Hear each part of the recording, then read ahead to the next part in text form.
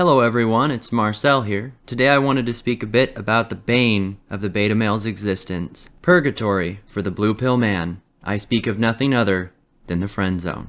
So what is the first thing that comes to mind when someone mentions the friend zone? I could imagine that most people picture a guy clamoring for the attentions of a woman who's not interested in him, at least in a romantic sense. The guy in this circumstance being the one promoting the idea of being in a romantic relationship, and the woman politely saying no, despite his persistence. We can assume that something's been said about the romantic interest because in a situation where a man likes a woman and hasn't said anything, they're stuck as being friends, it's not a friend zone, that's a blue pill guy who needs to grow a set of balls and open his mouth. Everyone respects confidence. All the while, both parties trying to maintain the friendship and not allowing it to fall apart.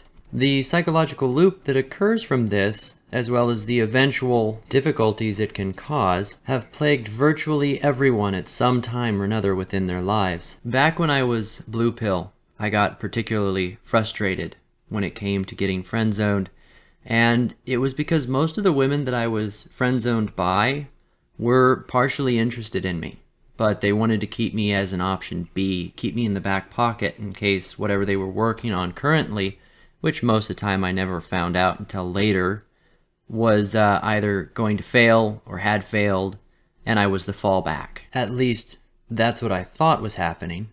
Now, even when I was younger, I figured if a person truly cared about someone, at least in a romantic or pararomantic sense, that they would give them a genuine chance up front and not string them along like that. But in my ignorance and youth, I had not stopped to truly consider the motivations behind the women I was dealing with, and the concept that they were intentionally putting me in that friend zone because that's where they wanted me, as opposed to having me as an option at all. It'd be like keeping the cow in the farm so that it's easier to milk, if you'll forgive the analogy.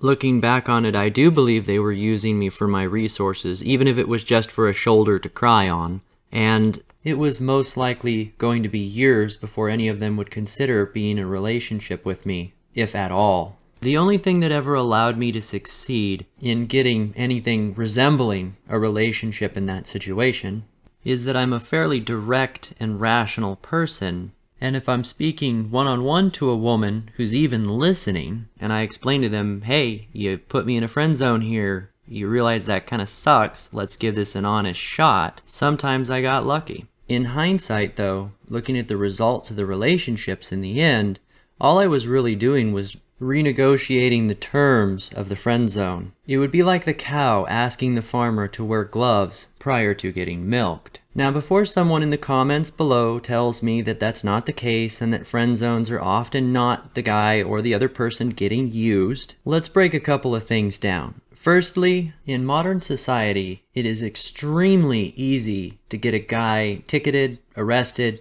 even put in jail for any form of harassment. At least in my country, it sure is. So if a woman isn't interested or doesn't like the attention she's getting from a guy, it's not difficult to make it stop. In fact, it's almost effortless, with situations where guys get accused and convicted of crimes that was not even prompted by the person supposedly having been mistreated, and was only the perception of a bystander who had nothing to do with what happened. Furthermore, in order to be friend-zoned, there had to have been some form of communication of intent to go further than just being friends, which was inevitably shot down.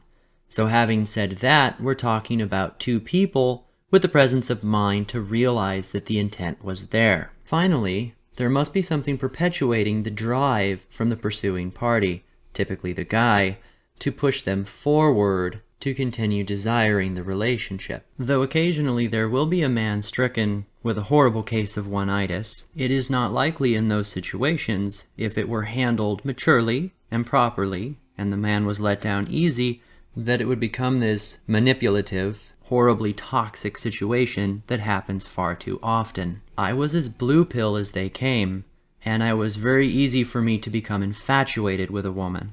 And all she needed to do was say simply, Marcel, I'm not interested. At that point I was able to move on, because as quick as it was for me to fall for her, it was just as quick to fall for the next. Where things would start to get complicated is when she came up to me the next day and kissed me on the cheek, or put her arm around me, or winked at me, or asked if we could go out and do something together, started wanting to spend time around me. From time to time, taking a moment to pause and remind me that I was only a friend. When I was growing up, friend was a 4-letter F word. I hated that shit. Bringing my thoughts back into perspective. So, essentially, you have two people with the presence of mind to realize there was intent to have a relationship, where the woman is accepting of the guy's interest, is willing to allow it, is still continuing to be his friend, and his feelings are not being properly shot down. The bitterness and frustration on the male's end that occurs is a natural result of getting manipulated. So to tie it all together, if things are being handled reasonably, a friend zone should never even occur, at least in most cases. Guys will often get caught into this cycle because we have a tendency to develop tunnel vision when it comes to what we're doing, relationships, activities.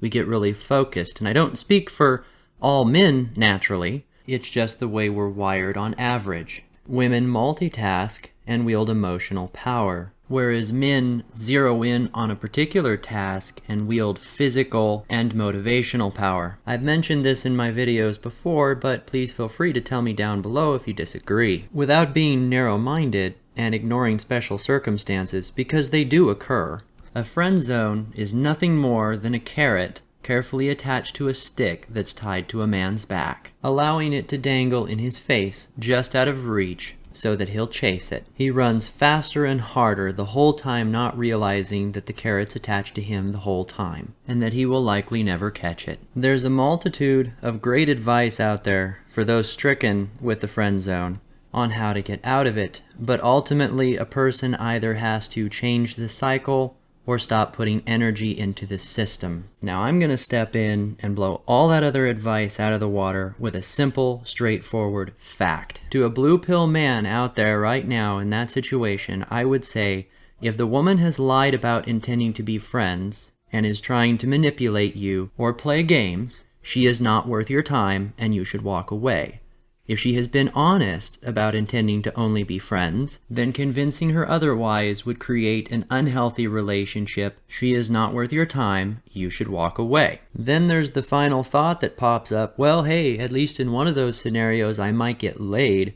Come on, honestly, there's much easier, less drama-filled ways to get laid. Women that will consider that without the emotional attachment behind it will generally be more upfront about it and not play all these emotional games on the side. And if none of that is proof enough to walk away from a friend zone, at the very least put them on the back burner. Focus on other things, focus on other people, other women, and let them be the one sitting waiting by a phone. Because ultimately that's the only way to flush out whether or not they're actually interested, or if they're genuinely just trying to vent off your feelings in a way that benefits them. So I hope this was entertaining and possibly informative. I know it's a topic that's been discussed quite a bit, so there is some other information, maybe differing opinions on it out there. If you agree, disagree, think I'm full of shit, please let me know down below. This is a subject that's been on my mind lately, so I figured I would give my spin on it. If you want to hear more on topics like this, please feel free to like and subscribe.